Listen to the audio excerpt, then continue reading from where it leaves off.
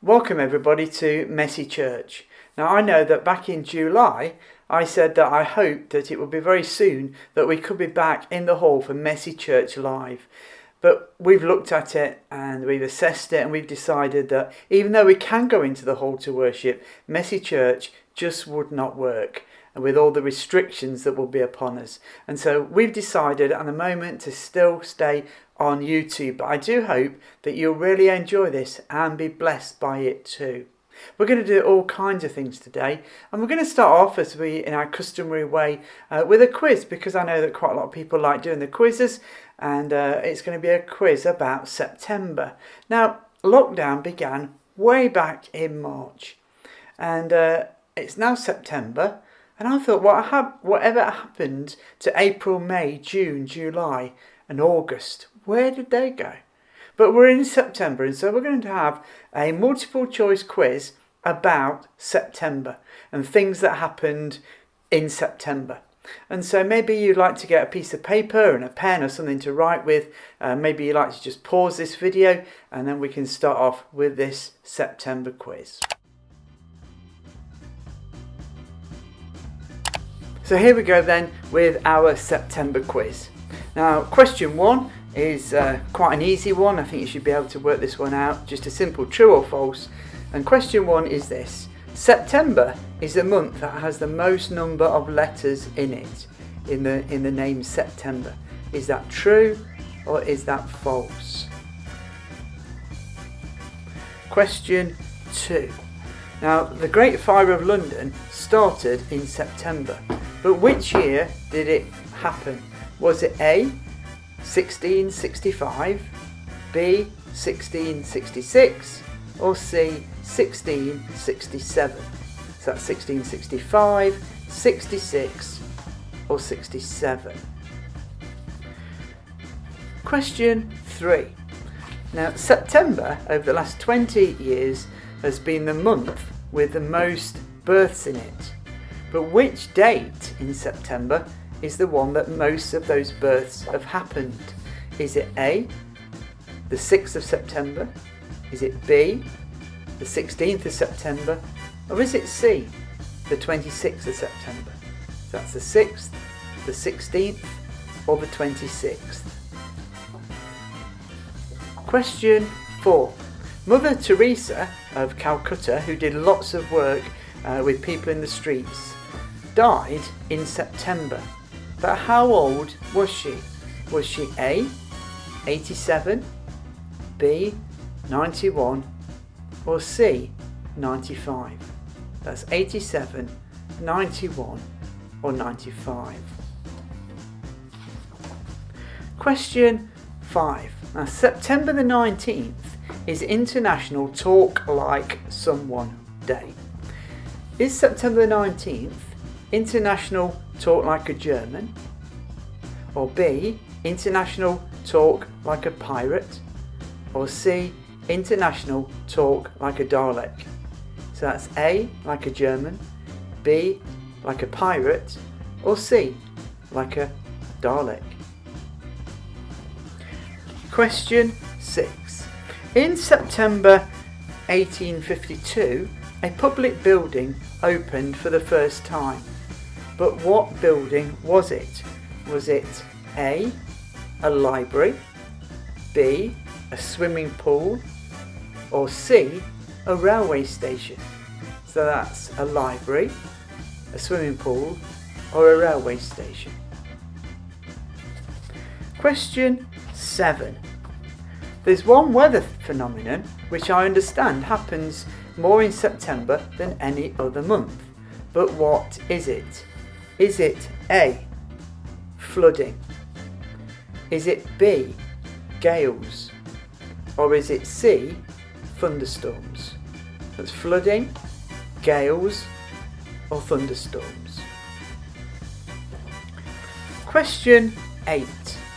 A lot of people I know have a birthday in September, but which one of these singers has a birthday in September? Is it A, Kylie Minogue? Is it B, Taylor Swift? Or is it C, Beyonce? So that's A, Kylie Minogue, B. Taylor Swift, C. Beyonce. Question 9. Which one of these is celebrated in September? Now I saw this on the internet, so it might not be in this country, but I wonder which one you think it is. Is it A. National Biscuit Month? Is it B. Donut Week? Or is it C. Apple Pie Day? So that's Biscuit Month, Donut Week, or Apple Pie Day. And the final question is question 10, of course. September 1955 saw one of these products going on sale for the first time. But which one was it? Was it A. Shredded wheat? Was it B. Bird's eye fish fingers? Or C. Heinz baked beans? So that's shredded wheat, bird's eye fish fingers, or shredded wheat. Now I hope you've got all your answers to that, but what we'll do is we'll have the answers to it just a little bit later on. Now we're going to do something that we've done a few times, and we're going to have a little bit of cooking with Claire. So we're going to go over to Claire's kitchen.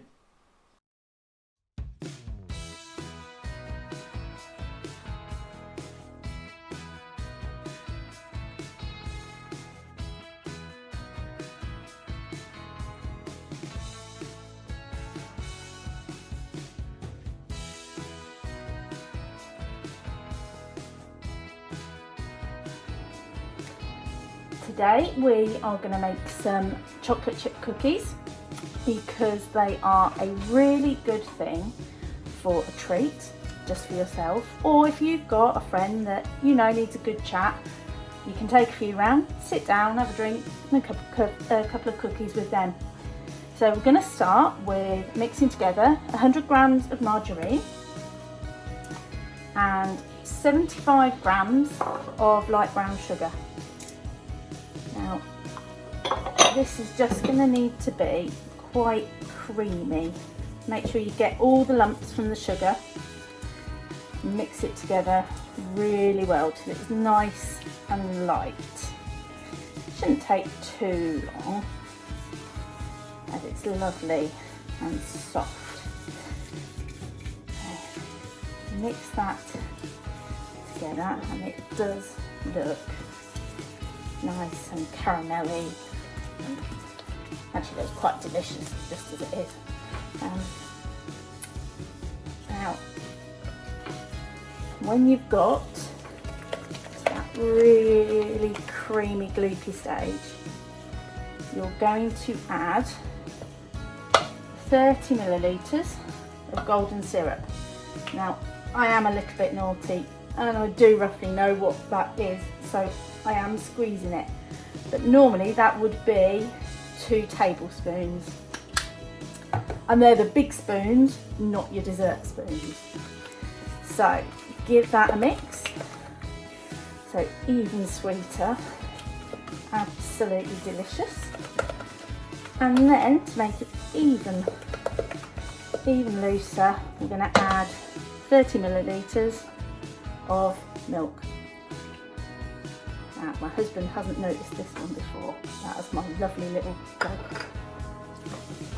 So, give that a really good mix up. Now this looks really, really wet and you think, how on earth are you going to get your cookies? But the flour does wonders. It might even start to look as though it's starting to curdle a bit, but don't worry about that. The flour will sort it. So you're going to have 175 grams, of self-raising flour. Tip that straight in and give it a good stir. Now, what's the good of cookies with no chocolate in? Is the question. Well, you can do it like that. You could perhaps add some nice cinnamon or something in there, and that would be great if you're trying not to eat the chocolate. But personally, I like 100 grams And I don't like to buy the chocolate chips ready made, because if you chop it up yourself, you can decide how big you want your chunk. And look at that. That is absolutely delicious. And if you want, you could just put it in the fridge, eat it like that as a dessert, perhaps with some ice cream. It's quite delicious. You can put it all in one cake tin and just have it as hot cookie dough with some ice cream, but if we're sharing, it's always good to have a natter with a friend who you know might need to talk, and everyone needs to talk at the minute, don't they? So we're going to use around about a dessert spoon. That's a little bit more, a little bit less than I've got on. And we're going to place that on a greaseproof papered baking tray. I'll just move these out of the way and get the baking tray over. Now the cookies will spread a little bit, so you're going to need to leave a bit of space between them.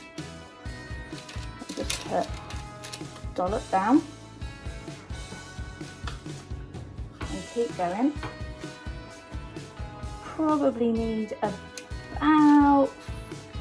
3 to 5 centimetres between each cookie for the growing, spreading, and keep going until you've got lots of lovely little mounds.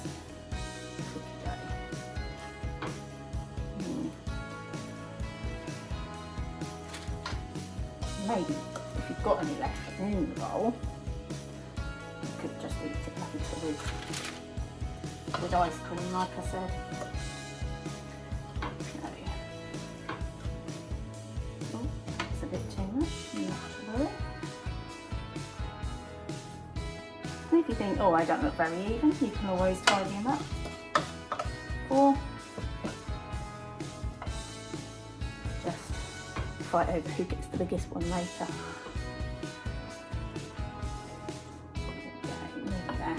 You should get somewhere between 9 and 12 cookies out of this.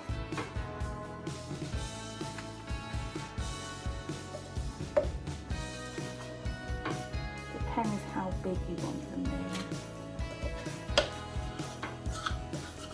We're nearly there.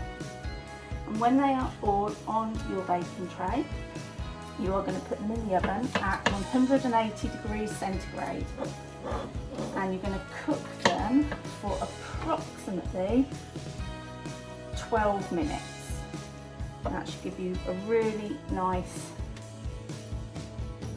cookie. When they come out of the oven, you will need to leave them just for 5 minutes to set before taking them off and putting them on a cooling rack just to firm up. Okay. I'll leave that there later for my daughter to look. Okay, let's get these in the oven.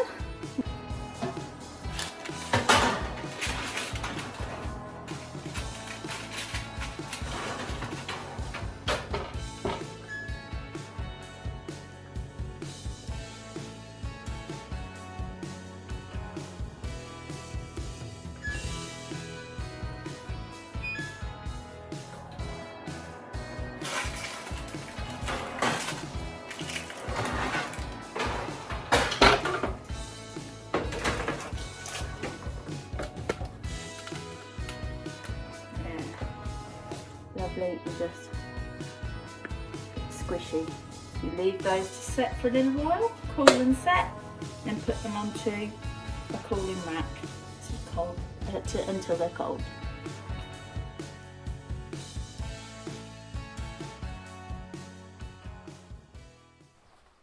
Well, thank you very much, Claire, for doing that. I'm sure that some of us, I hope quite a few of us, will have a go at making that. And now let's have the answers to the quiz. So here are the answers. So question 1, that was about September having the most number of letters. Yes, that is true. 9 letters, and it's the only month that has the same number of letters in it that is the month of the year. So September, 9th month, 9 letters. Question 2. Question 2, That was the one about the Great Fire of London, and the answer was B, 1666. And you probably know it started in Pudding Lane. Question 3. That was the one about the birthdays, and the most common birthday is the 26th of September. The 26th of September. Question 4. Question 4 was the question about Mother Teresa. And the answer, Mother Teresa died when she was 87 years old. So that's A, 87. Question 5. That day is International Talk Like a Pirate Day. Hurrah! It is. Question 6. The public building that opened for the first time was a library. A library. That's answer A. Question 7. The kind of weather phenomenon that happens most in September is C, thunderstorms. C, thunderstorms. Question 8. That's the one about a birthday, and the one with a birthday in September is C, Beyonce. That's C, Beyonce. Question 9. That's the food one.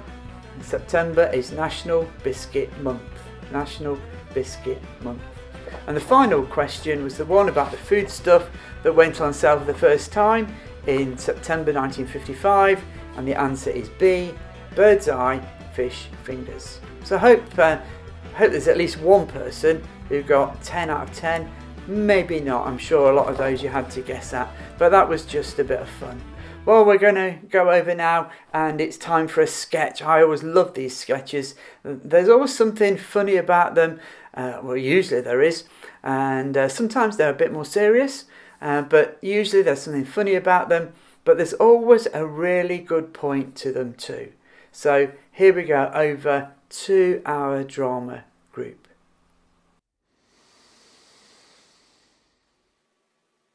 This is a story of Ozzy Orange. Hello. Ozzy was a happy orange.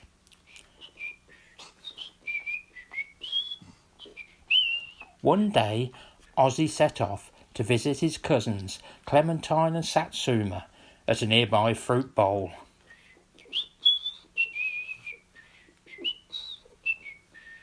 Now, fruits and vegetables just don't get along, and just as he got to a secluded, lonely area, he was attacked by a gang of vicious carrots. Right, lads, let's get him. Look at that orange. Let's give him a good hiding. Come on, let's give him. Go on, yeah. They beat him up. Thwack! Biff! Whoops! Pow! Oof! Gosh! They took all of his money out of his pockets and left him at the side of the road. Poor Ozzy lay there in a bad way. After a while, along came a fancy pineapple. She saw Ozzy, but rushed on the other side of the road. Sometime later, a cool banana came sauntering down the road. He had a quick look at Ozzy, and then he hurried on, not wanting to get involved. Time passed. Ozzy was still laying there, and along came a sweet potato called Sam. When Sam spotted Ozzy, battered and bruised, he said to himself, Vegetables and fruits might be deadly enemies, but I can't leave this poor orange there like that. And so he went over to see what he could do. Patched up Ozzy's wounds, gave him some juice, and took him to safety.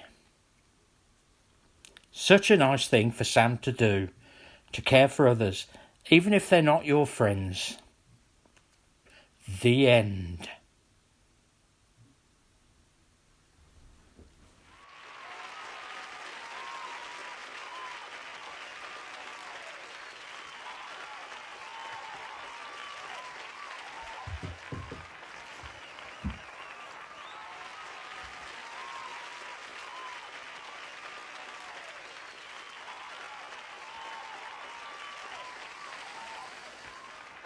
Well, thank you for that. We're going to have a think now about the story that I mentioned at the beginning. Then at the end, Anne's going to show us a craft, which will hopefully bring everything together. Now, I'm sure you've seen, at least I hope you have, that the Prime Minister has brought in a new 4-point slogan to help us to know how to best deal with coronavirus and hopefully bring the level of infections down.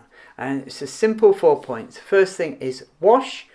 And so that's wash your hands regularly for 20 seconds. Then it's face. Wear a face covering when you're inside and when you're with other people. It's space. Keep that 2-meter distance wherever possible. And then fourthly, it's the rule of 6. No more than 6 people to gather together socially.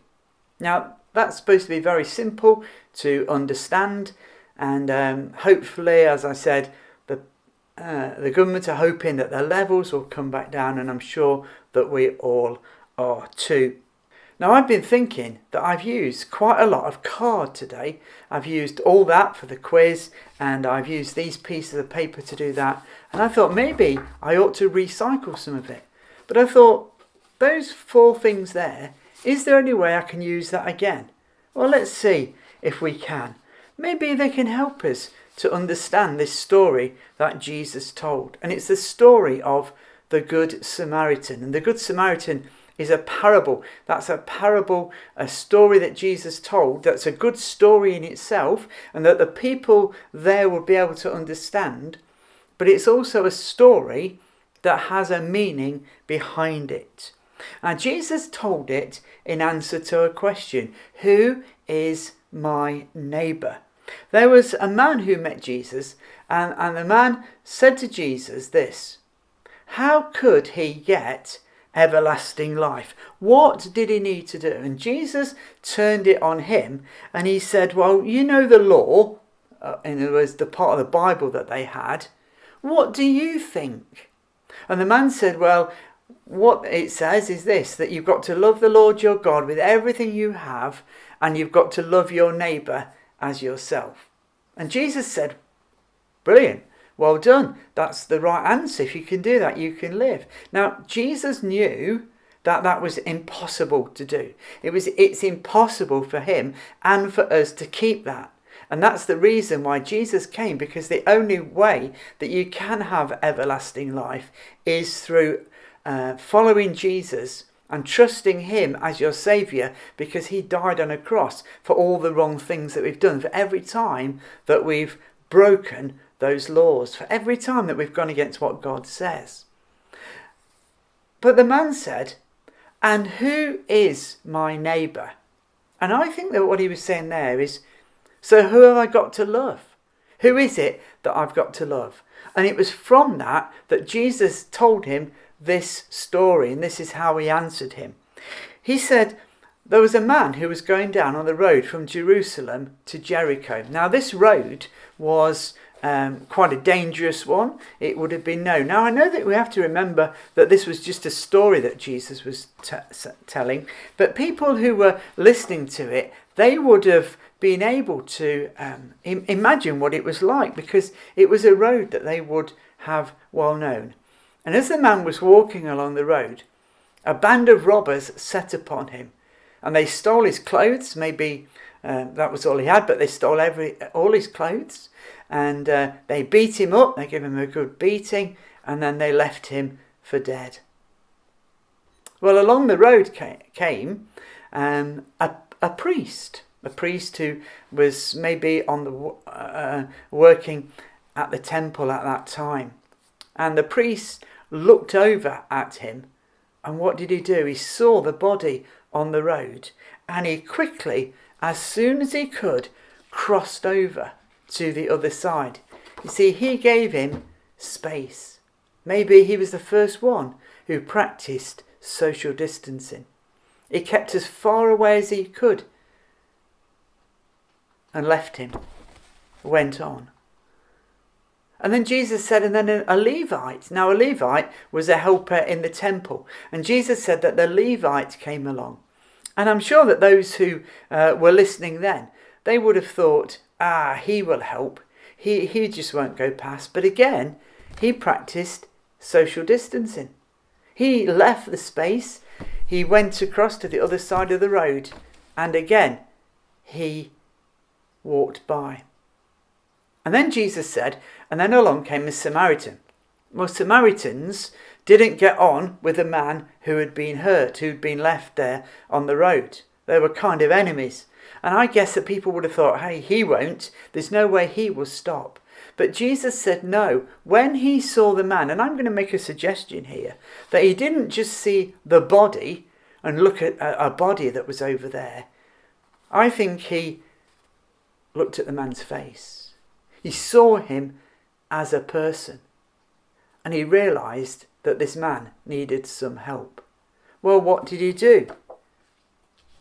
He got out some oil and some wine, and he washed his wounds. And then he put the man on the back of a donkey, his own donkey, and he took him to an inn, and he gave the innkeeper there the money that was needed. It says 2 days, two coins, and that was kind of 2 days' wages, and said, I'll come back, and if it costs you any more, I'll pay you that as well. Wow, what a brilliant story that Jesus told. Brilliant story. So we've got space that the priest and the Levite left. We've got face that the man saw, looked into his face. Incidentally, the priest and the Levite perhaps thought they were doing the right thing. Maybe they were on the way to the temple. Maybe they were afraid. Maybe they thought that they would get unclean by touching a dead body, which they thought it perhaps was. But I suggested that the man looked into his face. And what else did we have? We had that he poured on oil and wine and washed his wounds. You see, all those points that are in the Prime Minister's little slogan all fit into that story, and I hope that they will help you to remember. But I wonder if any of you are thinking, but there's one missing there.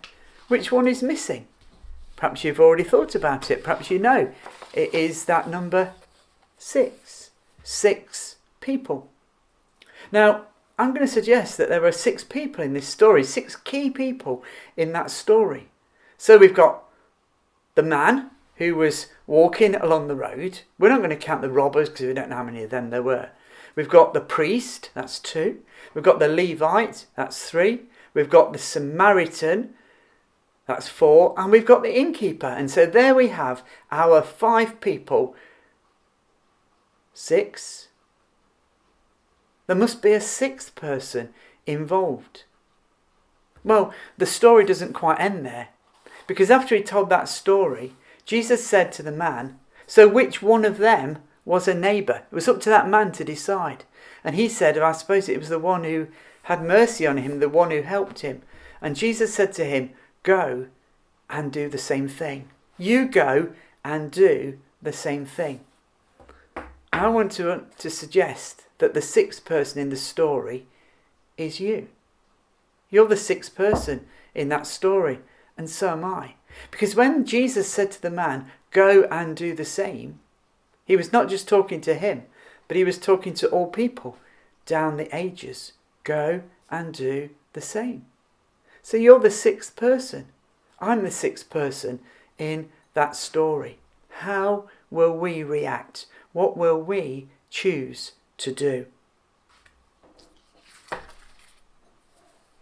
What did Jesus mean? I think he simply meant that our neighbour is anyone who needs our help. We need to be careful never to put ourselves in danger, especially children. Never put yourself in danger to help someone. But we all need to be careful. But if there's somebody who needs our help, they are our neighbour. However, we have classed them before. It might be costly. Think about the Samaritan. Yes, he used his own donkey. He poured on his own oil and wine. He took him to the inn. He was willing to pay. For the innkeeper, he too had to show a bit of trust. He had to trust that if he spent more, the man would come back and pay him the difference. Being a neighbour can be costly. So there we are for today. We've got those 4 things from the Prime Minister. We've got, what were they? First thing is wash. Wash your hands regularly. Secondly, face. Wear a face mask when you need to. Thirdly, space. Keep that 2 meters wherever you can. And remember the rule of 6. But there's something else, isn't there? Keep your eye out for that neighbour who is in need. For that's what Jesus said. Go and do the same. And now we're going to go over to Anne, and she's going to do a craft for us. In the parable, Phil told, the Good Samaritan helped the man by using his hands. He also mentioned at the end about 6 people, the last one being you. I want you to think, how can you help someone this week? Now, to help you do this, we're going to make a helping hand diary.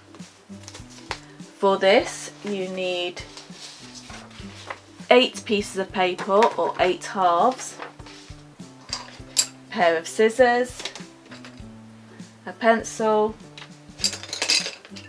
some crayons, felt pens, and some string or the odd bit of wool. So the first thing you need to do is you're going to draw around your hand. Now we want 8 hands in all, and then cut them out. Now I cheated by doing this by putting the paper all on top of each other, placing my hand on the top one, drawing round it, and then cutting them all out at the same time. If you're little, you might need some help with that. But this isn't just a craft just for little ones or for children, it can be for any age. So adults, you get involved as well. Then when you've cut them out, on the front I've put my helping hands. And then during the week, you can think of things at the end of the day of how did I help someone today. So Sunday, I helped make breakfast. Maybe on Monday, I helped my mum make some cakes. On Tuesday, it may be I helped my friend feel better by smiling at her.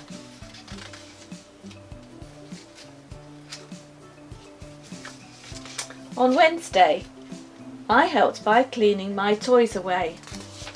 Thursday, I helped my brother with his reading. Friday, I helped my sister do a jigsaw.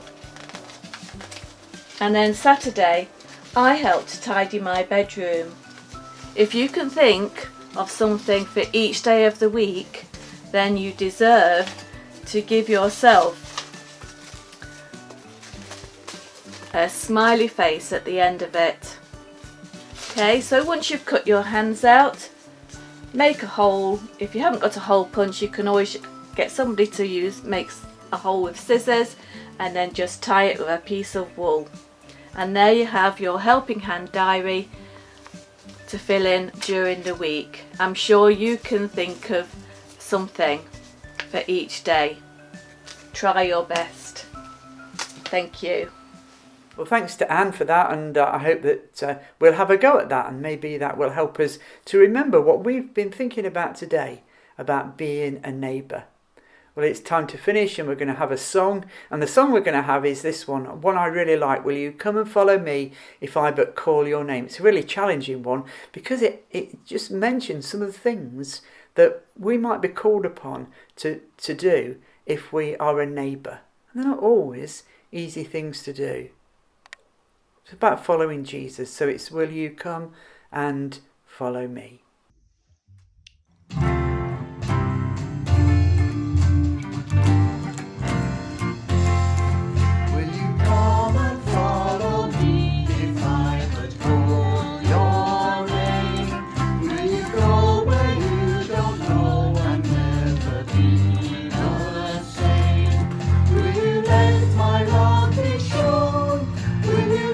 My name be known.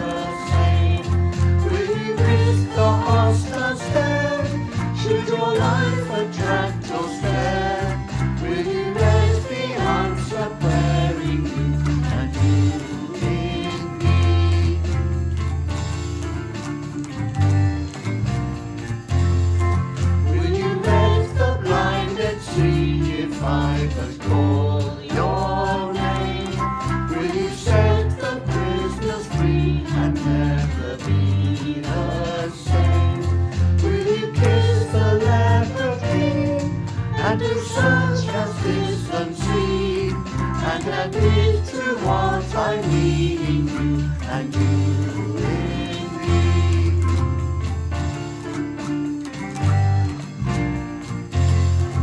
Will you love the you might defy but call your name? Will you quell the fear inside and never be the same? Will you use the faith you found to reshape the world around? Through your sight and touch and sound in you and you in me.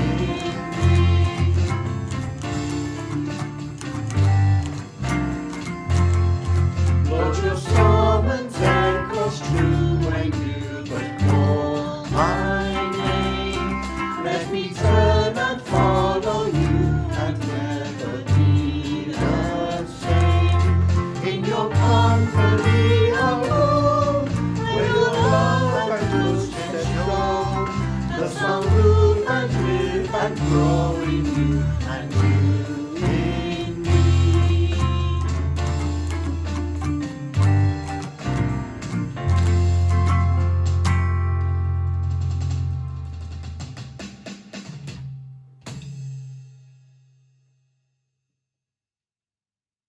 Well, thanks for being with us today. One day we will be back together. One day we will be in the hall. One day we will be able to mix together. And one day we'll be able to have those brilliant teas all together at the end.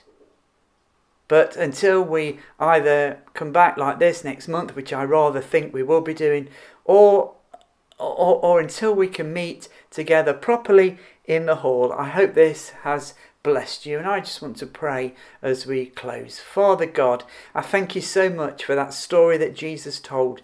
But there's a challenge to it, Lord, because we're the sixth person in that story. You go and do the same. So Lord, if there's somebody who needs our help, who we need to be a neighbour to, Lord, I pray that we'll be willing to do it. Not worrying about the cost, but remembering to keep safe. And Lord, now I pray that you'll bless us, bless each person watching this. May we know your peace and may we know your presence with us wherever we go and whatever we do. In Jesus' name, amen. Goodbye and thank you so much for joining us.